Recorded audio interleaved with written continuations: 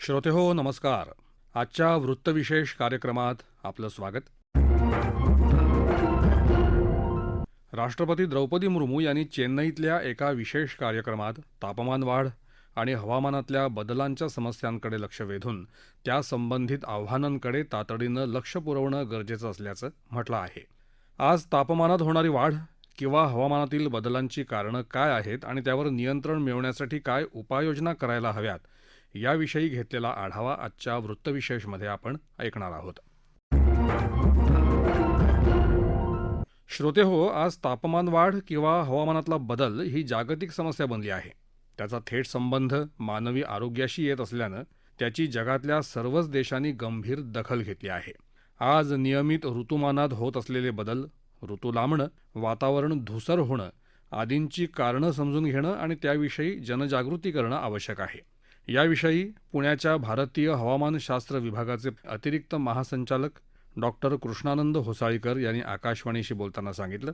आपण विषुवृत्तीय प्रदेशामध्ये राहतो. आपला देश जो आहे विषुवृत्तीय प्रदेशामध्ये येतो आणि त्यामुळे आपल्याकडे सर्वसाधारणतः काही ऋतू जे आहेत ते वेल डिफाईन्ड आहेत. म्हणजे पावसाळा आहे, पावसाळ्यानंतर येणारा हिवाळा आहे. अर्थात त्याच्यामध्ये जो कालखंड असतो ट्रान्झिशन मध्ये तो वेगळा असतो. त्याच्यात मग उन्हाळा आहे. तर अशा प्रकारे वेगवेगळे ऋतू आहेत आणि आपला देश एवढा मोठा आहे की प्रत्येक ठिकाणीचं हवामान जे आहे ते त्या मानाने वेगवेगळं असतं. हा एक मोठा भाग आपल्याला इथे म्हणता येईल. एकंदरच ज्यावेळी आपण म्हणतो की पावसाळा लांबला का, तर हवामान विभागाने एक 3 ते 4 वर्षापूर्वी नवीन आकडेवारी समोर आणलेली आहे. ज्याच्यामध्ये आम्ही असं म्हटलंय की पावसाळा जो आहे तो जूनमध्ये केरळला येण्याची तारीख जरी बदलली नसली तरी त्याची राजस्थानला पोहोचायची तारीख लवकर झाली आहे आणि तो राजस्थान पासून निघताना पण उशिरा निघतो आणि सर्वसाधारणतः तो सप्टेंबरमध्ये न जाता ऑक्टोबरच्या शेवटपर्यंत तो देशामध्ये आपल्याला दिसतो. असे गेले अनेक वर्ष आपण बघतोय. त्यामुळे ऋतू थोडासा लांबलेला आहे असे आपल्याला म्हणता येईल आणि त्याचा फायदा आहे की आपलं जे वॉटर बजेट आहे ते थोडंसं त्याच्याने अजून चांगलं होण्याची शक्यता पण नाकारता येत नाहीये. आणि याच बरोबर काही ठिकाणी जसं पुणे किंवा मुंबई ही जी शहरं आहेत, ऑक्टोबरसाठी खास करून आपण मुंबईचा उल्लेख केला तर मुंबई हा जो आहे ऑक्टोबर हीटसाठी थोडासा प्रसिद्ध आहे असं म्हणायला हरकत नाहीये. गेले काही दिवस मुंबईमधले हवेच्या प्रदूषणाबद्दल आणि एकंदरच त्याच्या क्वालिटीबद्दल बरीचशी चर्चा होत आहे. अर्थात ऑक्टोबर, नोव्हेंबर महिन्यामध्ये अशा प्रकारचं आपल्याला दिसतं. धुरकं ज्याला म्हणतो मुंबईमध्ये, ते सकाळी आणि संध्याकाळी दिसतं आणि त्यावेळी हवेमधले जे धुलीकण आहेत, ज्याला आम्ही PM2.5 किंवा PM10 म्हणतो, हे वेगवेगळ्या आकाराचे धुलीकण आहेत. हे अशा प्रकारचे धुलीकण आपल्याला सकाळच्या आणि संध्याकाळच्या वेळी हवेमध्ये दिसतात, ज्याच्याने व्हिजिबिलिटी किंवा पारदर्शिता जी आहे हवेची ती कमी होते आणि अर्थात याचा आरोग्यावरती पण प्रभाव आहे. तशा प्रकारची असेसमेंट पण हवामान विभागातर्फे आणि अर्थातच महाराष्ट्र प्रदूषण नियंत्रण केंद्र आहे ह्या अनेक संस्थांमार्फत अशा प्रकारचं होतं. त्याचा प्रभाव कमी करण्यासाठी जी काही साधनं उपलब्ध करता येतील तर तेही आपल्याला अगोदरपासूनच करता येतं. सर्व काही नवीन होत नाहीये. काही गोष्टी पूर्वीपासूनच होत आहेत. त्याच्याविषयी लोकांमध्ये जागरूकता असण्याची गरज आहे. चक्रीवादळं पूर्वी पण यायची, आताही येत आहेत. आजही अरबी समुद्रामध्ये तेज नावाचे चक्रीवादळ घोंगावते, जे ओमानच्या दिशेने ऑलरेडी फार जवळ पोहोचलेलं आहे आणि ते एक्स्ट्रीमली सिव्हिअर सायक्लॉनिक स्टॉर्म ज्याला आपण म्हणतो तशा प्रकारचं आहे. तर सर्वसाधारणतः पावसाळ्यानंतरचा जो ऋतुकाल असतो, ज्याला आम्ही पोस्ट मान्सून म्हणतो, हा जो पोस्ट मान्सून काल असतो हा चक्रीवादळासाठी अनुकूल काळ आहे आणि अशा प्रकारची चक्रीवादळं पावसाळ्यात निर्माण न होता पावसाळ्याच्या सुरुवातीला किंवा पावसाळ्याच्या नंतर निर्माण होतात. त्यामुळे अशा प्रकारच्या गोष्टींकडे जर का आपण सुरुवातीपासूनच लक्ष दिलं तर मला असं वाटतं की हवामान विभाग जे असतं तर अशा प्रकारचे सीझन ज्यावेळी येतात त्यावेळी किनारपट्टीच्या भागावरची जी आमची यंत्रणा आहे त्याला मी अजून सक्षम करतो. जी चक्रीवादळासाठी लागणारी जी निरीक्षण आहेत त्याची परत एकदा तपासणी होते आणि ग्लोबल वॉर्मिंग किंवा वातावरणातले जे होणारे तीव्र बदल आहेत, काही ठिकाणी 400 ते 500 मिलीमीटर पडणारा पाऊस एका दिवसात, ह्या सर्व गोष्टी ज्या आहेत त्या क्लायमेट चेंज मुळे असू शकतात.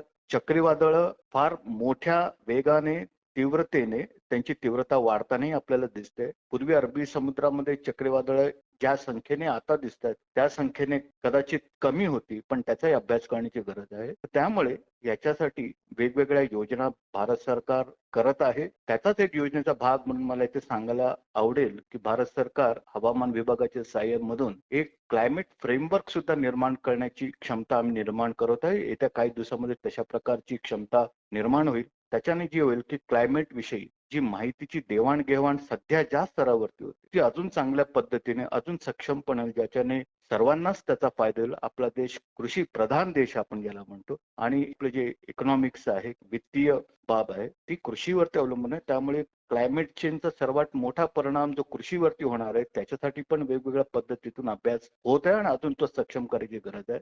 आणि जे संभावित धोके आहे त्याच्याकडे दुर्लक्ष करून चालणार नाहीये आणि येणाऱ्या कालावधीमध्ये आपल्याला अजून या सर्व गोष्टींकडे डोळसपणे बघायची गरज आहे. कारण हा जो क्लायमेट चेंज जो आहे आणि त्याचा होणारा वाढता प्रभाव जो आहे तो येणाऱ्या काळासाठी नसून तो आताच आपल्याला होताना दिसतोय. त्यामुळे अशा प्रकारची अवेअरनेस प्रोग्राम रेग्युलरली आकाशवाणीच्या माध्यमातून आणि वेगवेगळ्या माध्यमातून मीडियाच्या माध्यमातून लोकांपर्यंत आणि सर्वांपर्यंत पोहोचवण्याची गरज आहे. श्रोतेहो, हवामान बदलाचा गेल्या काही वर्षांचा आढावा घेतला तर देशाची राजधानी दिल्लीत सर्वाधिक वायू प्रदूषणाची नोंद झाली होती. मात्र यंदा देशाची आर्थिक राजधानी असलेल्या मुंबईत देखील ऑक्टोबर महिन्यात हवेचा स्तर खालावल्याची नोंद तज्ज्ञांनी केली आहे. या स्थितीवर नियंत्रण मिळवण्यासाठी बृहन्मुंबई महानगरपालिकेनं मार्गदर्शक तत्त्व जारी केली आहेत. यामध्ये 70 मीटरपेक्षा जास्त उंचीच्या बांधकाम प्रकल्पांभोवती तसंच 1 एकरपेक्षा जास्त क्षेत्रफळ असलेल्या सर्व बांधकाम प्रकल्पांभोवती किमान 35 फूट उंच पत्रा किंवा धातूचं आच्छादन उभारणं अनिवार्य करण्यात आलं आहे. सर्व बांधकामाधीन इमारतींना सर्व बाजूनी हिरवं कापड किंवा ताडपत्रीनं पूर्णपणे झाकून बंदिस्त करणं बंधनकारक केलं आहे. बांधकाम साहित्य वाहून नेणारी सर्व वाहनं पूर्णपणे झाकलेली असावीत. याशिवाय महाराष्ट्र प्रदूषण नियंत्रण मंडळानं दररोज BPCL, HPCL, RCF, Tata power तसंच जवळपासच्या औद्योगिक वसाहत क्षेत्रातील उद्योग अशा विविध ठिकाणांहून उत्सर्जित होणाऱ्या वायू प्रदूषणाचं दैनंदिन स्वरूपात 1 महिन्यापर्यंत निरीक्षण करून योग्य ती कारवाई करण्यास सांगण्यात आलं आहे. एकूणच हवामान बदलाची वाढती घातकता, त्याचं प्रमाण आणि कारणं याविषयी भवताल या पर्यावरण विषयक मंचाचे संस्थापक आणि पर्यावरणाचे अभ्यासक अभिजित घोरपडे म्हणतात. हवामान बदलासंदर्भात खरं तर आत्ताची परिस्थिती ही गंभीर झालेली आहे किंवा गंभीर होत चाललेली आहे. याच्यामध्ये एकूण विचार करताना 2 पातळ्यांवरची आव्हानं आपल्याला भेडसावत आहेत. एक तर मागच्या काही दशकांमध्ये किंवा 1-2 शतकांमध्ये आपण ज्या प्रकारे पृथ्वीवरच्या उपलब्ध साधन संपत्तीचा उपयोग केला, वापर केला किंवा त्याचं आपण ज्या प्रकारे शोषण केलं, त्याच्यामुळं प्रत्येक परिसंस्थेची कुठलाही आघात सहन करण्याची जी क्षमता असते ती आपण काढून घेतलेली आहे. त्याच्यामुळं आता थोडासा पाऊस पडला तर त्याचे परिणाम हे जास्त प्रमाणात आपल्याला जाणवतात. कुठं भूजलामध्ये जर पाणी साचत नसेल, आपण नद्यांचे प्रवाह जर व्यवस्थित ठेवले नसतील तर पाऊस पडल्यानंतर त्याचे परिणाम आपल्यापर्यंत येऊन पोहोचतात. जास्त त्याचा आपला परिणाम होतो. हा एक मुद्दा. दुसरा मुद्दा, त्याचबरोबर आपली जी जीवनशैली बदललेली आहे त्याच्यामुळं आपण आता आपत्ती प्रवण झालेलो आहोत. याचा अर्थ नेमका काय? तर आपण उदाहरण घेतलं जर शेतीचं, आपण उदाहरण घेतलं आपल्या आरोग्याचं, तर पूर्वी आपल्याकडचा निसर्ग, त्याच्यामधली विविधता ही जेव्हा टिकून होती, इथली माती चांगली होती, इथली हवा शुद्ध होती, इथलं पाणी चांगलं होतं, त्यावेळेस कुठलीही आपत्ती आली तरी सुद्धा त्याच्यामधून ती परिसंस्था आपल्याला काही प्रमाणात आधार द्यायची किंवा काही प्रमाणात आपल्याला त्याच्यामधूनच काही गोष्टी उपलब्ध व्हायच्या. पण आता असं झालेलं आहे की ह्या सगळ्या व्यवस्था किंवा या सगळ्या परिसंस्था, या सगळ्या इकोसिस्टम आपण बिघडवून ठेवल्यामुळं छोट्या मोठ्या गोष्टी जरी झाल्या तरी सुद्धा त्याचा आपल्यावर गंभीर परिणाम होतो आणि याचा आता थेट परिणाम हा अर्थकारणावर व्हायला लागला. आता याच्यामध्ये लोक म्हणतील की असं जर होत आहे तर मग आम्ही काय करायला पाहिजे? तर खरं लोकांनी खूप गोष्टी करण्याजोग्या आहेत. पण जेव्हा आपण असं बोलायला लागतो तेव्हा पहिला प्रश्न येतो की मग कारखाने इतक्या मोठ्या प्रमाणात प्रदूषण करतायत, जगामध्ये युद्ध चालू असतात त्याच्यामधून इतकं मोठं प्रदूषण होतं, तर मग आमच्या ह्या छोट्या मोठ्या गोष्टींनी काय होणार? किती फरक पडणार आम्ही बदललो तर? पण जर जगाच्या लोकसंख्येचा विचार केला तर ती आता 9 अब्जापर्यंत जाऊन पोहोचलेली आहे. तर आपण व्यक्तिगत पातळीवर छोटासा जरी बदल घडवला तरी तो अब्जपटीने कमी होणार आहे किंवा वाढणार आहे. मग या अनुषंगाने आपण नेमकं काय करायचं, तर याच्याबद्दल विचार करताना आपल्याला इतकंच म्हणावं लागेल की एकतर बोललं पाहिजे या गोष्टींबद्दल, त्याच्यामधून जागरूकता निर्माण होईल. मग अवघड प्रश्न, अडचणीचे प्रश्न ज्याला म्हणतात, ते बोलले पाहिजेत, विचारले पाहिजेत. मग कोणाला? उद्योगांना विचारले पाहिजेत, प्रशासनाला विचारले पाहिजेत, सरकारला विचारले पाहिजेत, उद्योगांना, कंपन्यांना, कारखान्यांना विचारले पाहिजेत. त्याचबरोबर दुसरी गोष्ट, हे करत असताना आपण कृतीतून काय करतो आहोत. तर अगदी छोट्या मोठ्या गोष्टी जर बघितल्या की कचरा असेल, पाणी असेल, याचं आपण योग्य प्रकारे व्यवस्थापन करतोय का? आपल्या अवतीभोवतीचा जो निसर्ग आहे, तिथली जैवविविधता आपण टिकवतो आहोत का? या छोट्या छोट्या गोष्टी जरी केल्या तरी मला वाटतं की वैयक्तिक पातळीवर या गोष्टी करणं हे जास्त मोठ्या प्रमाणात जर झालं, सगळ्या लोकांनी जर करण्याचा हा प्रयत्न केला किंवा बहुतांश लोकांनी करण्याचा प्रयत्न केला, तर त्याच्यामधून आपल्याला निश्चितपणे या प्रश्नाची दाहकता आहे ती कमी करायला नक्कीच मदत होईल. अशा प्रकारे या गोष्टींकडे पाहायला पाहिजे. छोटी छोटी पावलं टाकत जर आपण पुढे जायला लागलो तर निश्चितपणे आशादायी चित्र निर्माण व्हायला मदत होईल. श्रोतेहो, वातावरण किंवा हवामानात होणाऱ्या बदलांचा थेट परिणाम हा जलस्रोत आणि त्यांच्या उपलब्धतेवर होत असतो. त्याचा संबंध मानवी जीवनाशी असल्यानं मनुष्यानं आजपासूनच त्याविषयीची आपली जबाबदारी ओळखून वागायला हवं.